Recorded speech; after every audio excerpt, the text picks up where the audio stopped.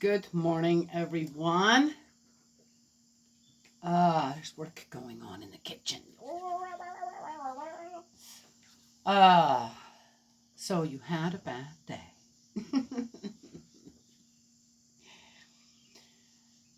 Why do people have bad days?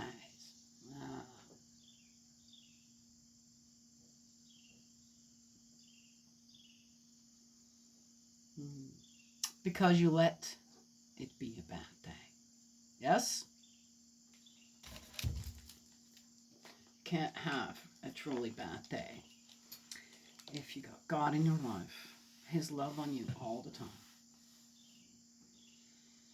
And even when there are things coming your way, number one thing immediately that one should do is you take a moment and say the Lord's Prayer. Then you're going, it's just another day, and I'm going to make it a good one. If you're letting other people make it a bad day for you, if certain things in your life that are going one way or another are going to constitute a bad day, then, well, it's on no one else but us, isn't it?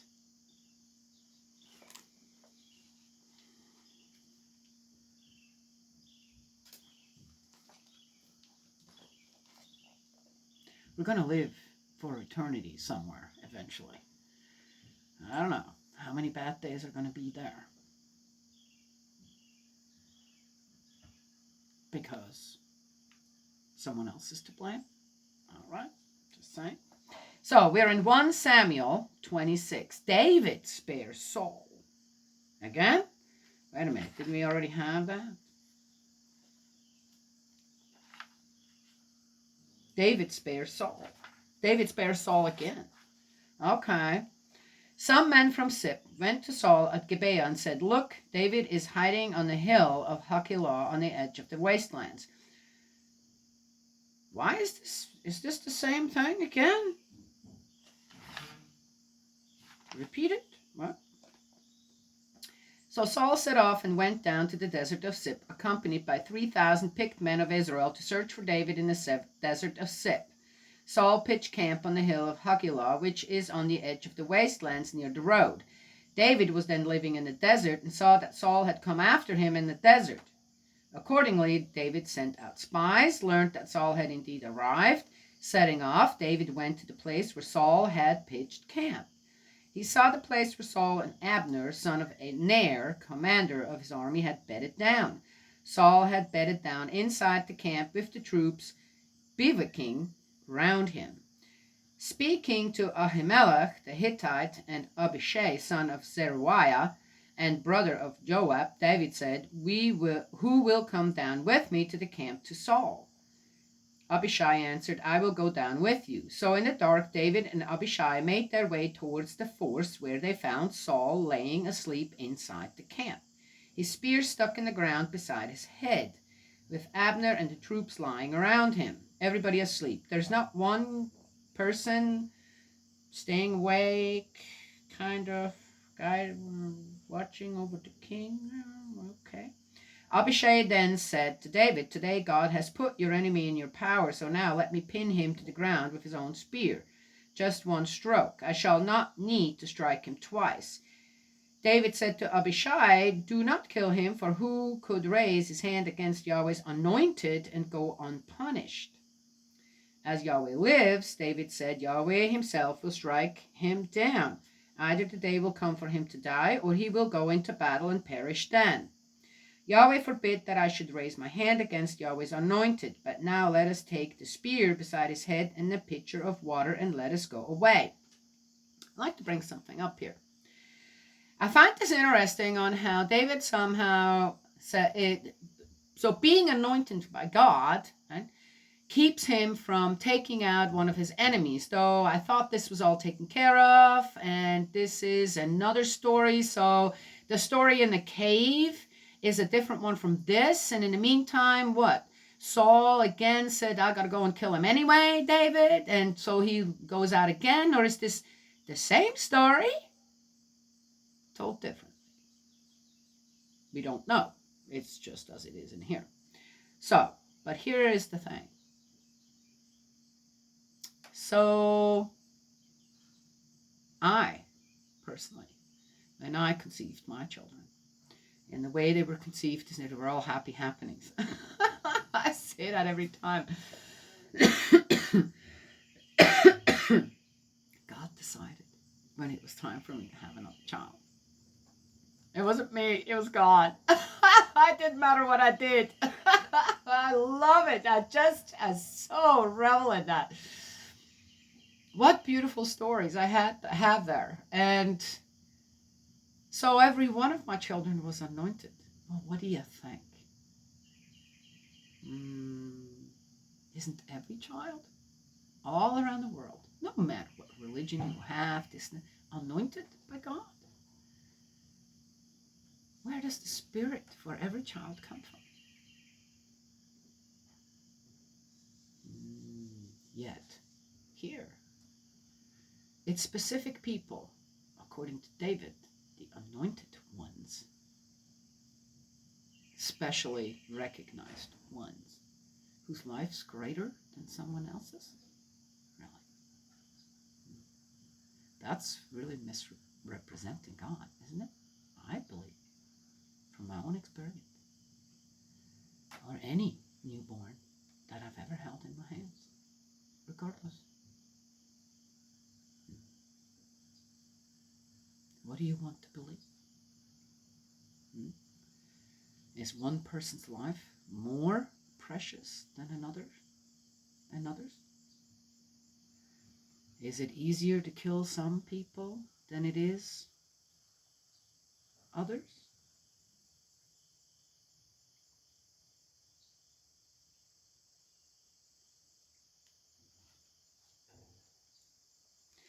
David took the spear and the pitcher of water from beside Saul's head, and they made off. No one saw, no one knew, no one woke up. They were all asleep because a torpor from Yahweh had fallen on them. Okay, whatever. Okay. David crossed to the other side and halted on the top of the mountain a long way off. There was a white space between them. David then called out to the troops and to Abner, son of Ner. Abner, why don't you answer? Abner replied, who is that calling? David said to Abner, are you not a man? Who is your equal in Israel? Oh, why then did you not guard the king, your lord? One of the people came to kill the king, your lord. What you did was not well done. As Yahweh lives, you all deserve to die, since you did not guard your lord, Yahweh's anointed. Look where the king's spear is now in the pitcher of water which was beside his head. Recognizing David's voice, Saul said, is that your voice, my son David? Here we go again. He's going after David, wants to kill him, yet now he calls him his son again. Whoopity, whoopity, whoopity, whoop. That flip-flop kind of thing that human beings have going on. Are you having a bad day? Tomorrow you're going to have a good day? Why not have a bad day every day? Why not have a good day every day? All right. Just saying. David replied, it is my voice, my Lord King. He doesn't call him father. Why is my Lord pursuing his servant? Oh, servant, not son. He said, what have I done? What crime have I committed? May my Lord King now listen to his servant's words. If Yahweh has incited you against me, may he be appeased with an offering. But if human beings have done it, may they be accursed before Yahweh, since they have as effectively banished me today from sharing in Yahweh's heritage as if they had said, go and serve other gods. So I pray now that my blood shall not be shed on soil remote from Yahweh's presence, when the king of Israel has mounted on expedition to take my life, as one might hunt a partridge in the mountains. Saul replied, I have done wrong. Come back, my son David. I shall never harm you again, since today you have shown respect for my life. Yes, I have behaved like a fool. I have been profoundly in the wrong. In reply, David said, here's the king's spear. Let one of the men come across and get it.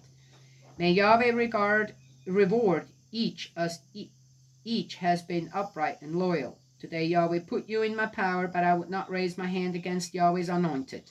As today I set great value by your life, so may Yahweh set great value by my life and deliver me from every tribulation. David is laying everything at God's feet. Yet, here's the thing. What do we have as mankind? What do we have as human beings that none of the animals has, none of the plants have? Free will. We make our choices. We decide.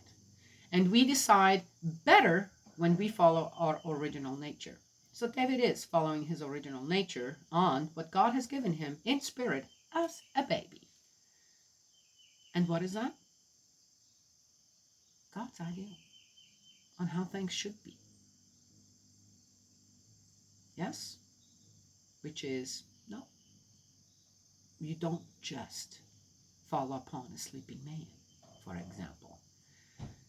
So God put them all to sleep, this and that, so that then he could test David, or this or that, or David could.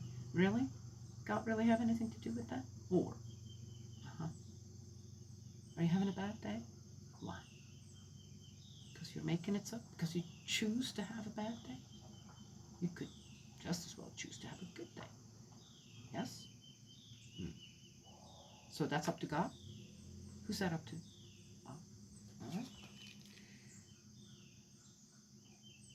Saul then said, May you be blessed, my son David. In what you undertake, you will certainly succeed.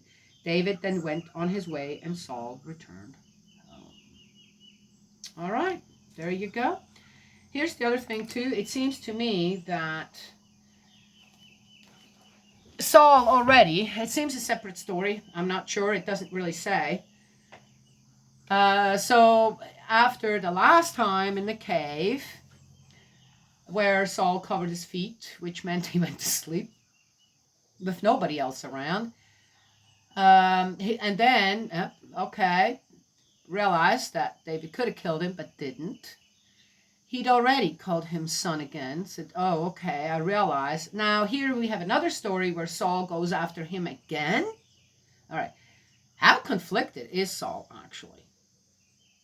And what, can David believe now that Saul's truly believing that, nope, David's not going to take his life. He's not after his life.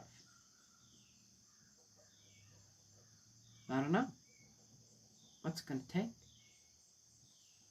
I have no idea. Why are men so conflicted when it comes to God's will? I wonder about that sometimes as a woman. There is a story, I think I've told it before, where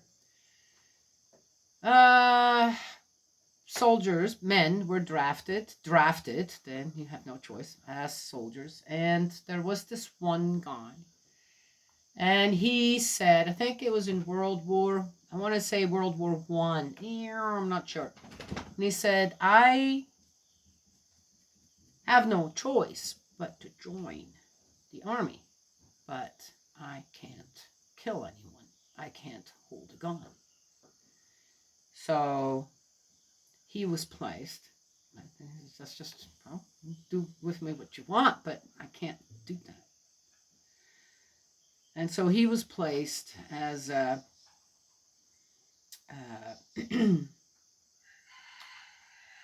in the what's it called? Nurse's tent, I want to say. Someone that helped with the wounded and all that. While the war was going on and then battles were taking place on the wherever, he went and carried off wounded one after one after one after one, and saved many, many soldiers in that way.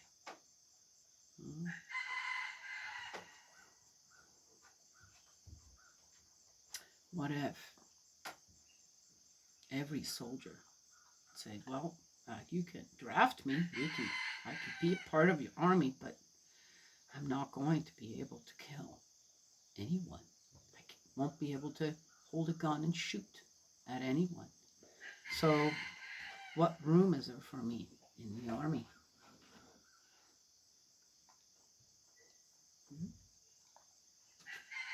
Isn't that something? I know. The excuse is, well, war at certain times is just inevitable. Is it?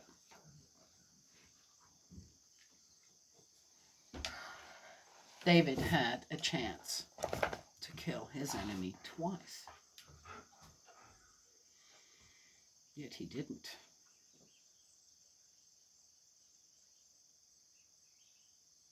Because why?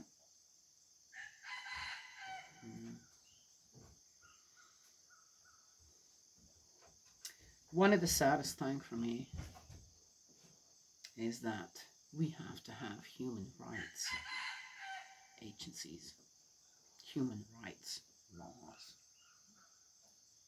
that is actually necessary.